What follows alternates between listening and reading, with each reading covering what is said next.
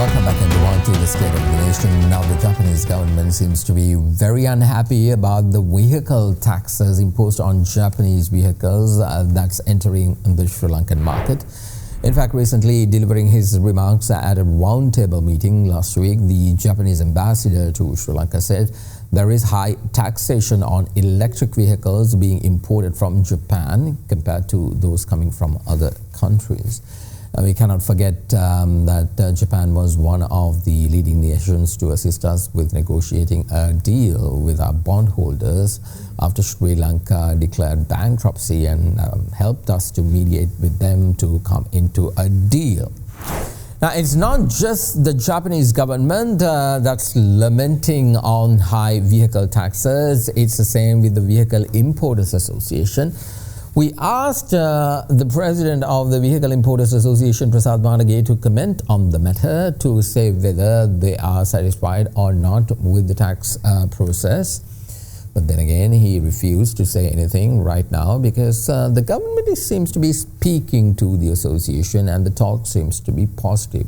Seems like we might hear some positive story on that in the days to come. However, later, I'll ask the Minister of Labour and also the Deputy Minister of Economic Development, Dr. Anil Fernando, on that matter, and we'll get a response on the tax issue, the vehicle tax issue as well. Now, in other stories, recently data shared by the Department of Census and Statistics showed that a total of 15.1% of Sri Lankans lost their jobs due to the impact of the economic crisis in 2023. Meanwhile, the Census Department highlighted that during this period, 60.5% of households in the country experienced a decrease in their monthly income. These findings were revealed in the final report of the household survey conducted by the Department of Census and Statistics regarding the impact of the 2022-2023 economic crisis. Let's get reactions, and joining me now is economic analyst, political economic analyst Shiran Illanperuma. Thank you very much, Shiran, for your time, and good to see you again.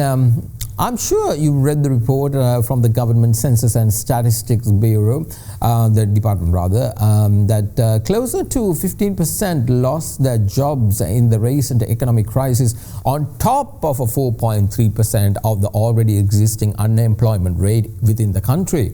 Now, while in that same statistic, it showed that youth unemployment is at around 16.3%. This is a worrying trend. How would this impact the overall health of our economy?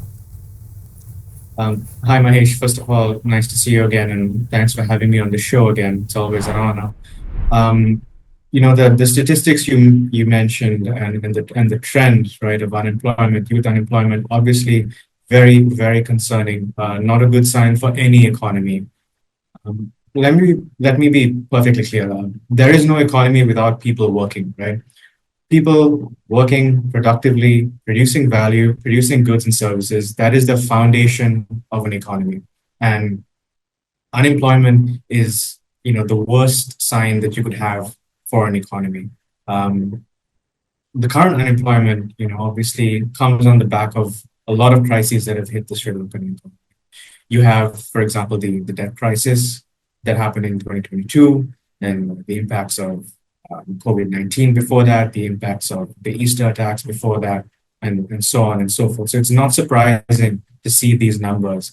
And I think for me, it's an indication that despite all of this triumphalism about achieving, stability, that there are still very, very pressing and urgent problems that need to be tackled at the level of the government and when it comes to just the everyday lives of people. Unemployment is just one indicator. If you look at sort of what I would call the other side of the balance sheet, the amount of people leaving the country, for example, hundreds of thousands of people migrating overseas, looking for jobs, thousands of educated professionals, doctors, lawyers, engineers, again, leaving the country, that amounts to a significant brain drain, a significant loss of resources. If we can't find ways to use these people, this labor, this asset, right? This is the most important asset we have, our own workers, our own people. If we can't use them productively, then we cannot rebuild an economy. Shiran, now, according to your analysis, what must the government do to tackle this? Yeah, that's a very important question, and I think I would answer that by saying that that there's a variety of things that need to be done. There needs to be a short, medium, and a long-term program to deal with these issues. In the short term, the most urgent thing is to have a social safety net, right? So that people who've lost employment can continue to live dignified lives, can continue to be, active members of society and not be a burden on their families, for example. So in the short term, you need to squeeze money out of the budget somehow to, provide a social safety net and ensure people can live dignified lives. In the medium term, we need proactive education policies, particularly higher education and vocational training. Right? So we are at a significant turning point in the global economy. There's a lot of changes happening in how production is done, how transport communications are done. The energy basis of the economy is changing. So we need new skills for that. Most likely, the people who lost their jobs, they might not get the same jobs. Those jobs might not even exist anymore. We don't know for sure. So we need to have education policies to make sure that these people have skills where they can use in the coming months, years, and even in decades, and they can help not only them to receive employment, but also Sri Lanka as a country to keep pace with the changes in the global economy. And finally, the long term, and this is the most crucial thing for me. In the long term, what we need is an investment and industrial policy. I feel like this is a point that I personally have been trying to hammer on for a very long time. Without the government having a very clear investment and industrial policy, without the government doing the work to identify which sectors are strategic and important for the Sri Lankan economy, what are the basic industries that we need to build in this country so that we can have a self-perpetuating system of growth, so we can have economic diversification, and so we can create jobs at all levels, right? Low skilled, medium skilled, high skilled, because we do have a very diverse population, and we have a significant rural population. You're not going to be able to transfer a lot of these people to high-end service sector jobs overnight. So you need a range of industries to absorb the labor power of this country, and that has to come with an industrial plan. Absolutely. Shiran, now debt is hovering at around $96 billion, Sri Lanka's national debt.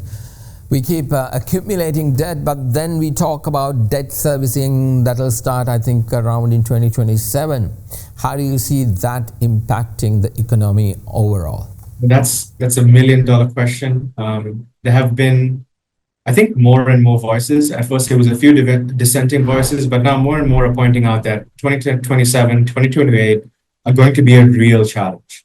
And, frankly, I've been of the opinion that the current IMF program and the basic premises of that program have been very disastrous for us because they've simply misidentified the problem. So from our debt, the major chunk of our debt is in foreign currency, right? Yes, there is domestic debt, but any sovereign country can always issue their own currency. They can always find a way to resolve a domestic debt crisis.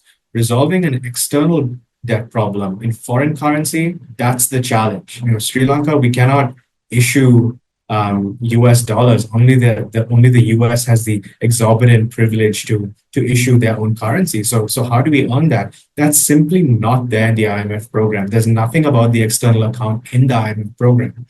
And frankly, even on the side of this government and the government before it, there has been no real plan on how to address that issue. How are we going to earn foreign currency? Is it going to be tourism and remittances? Frankly, I'm very pessimistic about that. Part of the reason that we've come to this point is that we've been relying on tourism and remittances for so long, and it just doesn't cut it. If you look at all of the emerging economies in Asia, they accumulate external surpluses through the export of manufacturers, through manufacturing, and through graduating up the value chain from low end to medium to high technology. That's something Sri Lanka has simply not done, right? We've not diversified our manufacturing base. We've not gone from the labor intensive to the capital intensive production. We've not gone to new products and new technologies. That's a serious problem. If there is if there is no, and this goes back to what I said earlier, if there is no strategic investment in industrial policy, in my opinion, things look quite grim come 2027, 2028, because it's going to push the country into another external crisis. And again, if we're not willing and able to call a spade and call this an external crisis, then the cycle repeats itself. We'll go to the IMF again, maybe, we'll get another loan, we'll go through another austerity process where we, misidentify the fundamental issue as being the budget deficit and not the trade deficit, right? It's going to be a vicious circle of death. Right? I, for one, hope that more and more professionals in civil society, and from the grassroots, right, from the bottom up, people start seeing what the crux of the problem is, that we don't have a productive system in this country. We don't have a process of industrialization in this country, which is needed to overcome this issue.